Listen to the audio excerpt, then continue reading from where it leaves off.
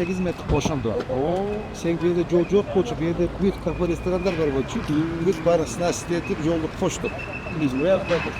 Zombi. Ha, bu şularda ataya tutup, kinetiyatı resnayken demeye karaytıkan, konu geçe. Yani ruhsat vermeydi de şunu içi var bir şey musul oldu. Ne yaptın kendine? Bu memleketin balansında farklı bir şey. Ya ne karışım bu? Mami burası da bunu öğrensin. Ne kadar? O bu hiç. Hey. Böyle bir sürü var. Ama zeynisin. Ne yaptın? Ne kadar görüyorsun? Bayağı biz de artık insan isteyecek de pek. Yok. Sıkıyor yapı zaman anlamda bozuk bir fikirli siyasi ulaştık. Bak kanıt var konu farklı. Bunun işlerine şöyle taşlar girmezsin. Yok, benim gazonları işte bu park bulur. Arıyor bulur. O İstanbul'da kadar bulur. İstanbul'da gidiyor gidiyor. Ya, çok yazık. Roger'in abi bir klasa koşulda tende kaçıyla ne var? Şimdi yapabilirsin.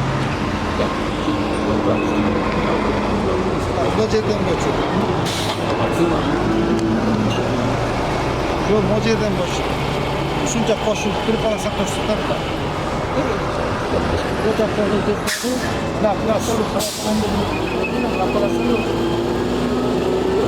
Bunu bu yakta uçuyor da. Ova, tedekte uçuyor. O büyük moyakta uçuyor, onun üstünde uçuyor. Büyük başka bir yer. Bu çirko da. Çirko uçuyordan kaldı. Ova, çirko şuydan kaldı. Bir hatta соснового уж сосну убрали, дорогу старую дорогу сделали. Стоит там мрамор bastırdık, gülleri tek, parçaları tek, ana moyaklardan fasatlar rondop. Teteklerin fasatların kovulmuş rondop. Diye de cenahında zabik alıkları var bu.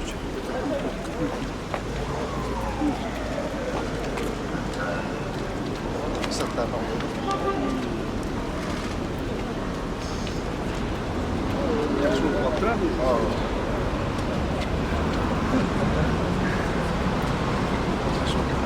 Şeyler kayıtlar var ya, taş gibi.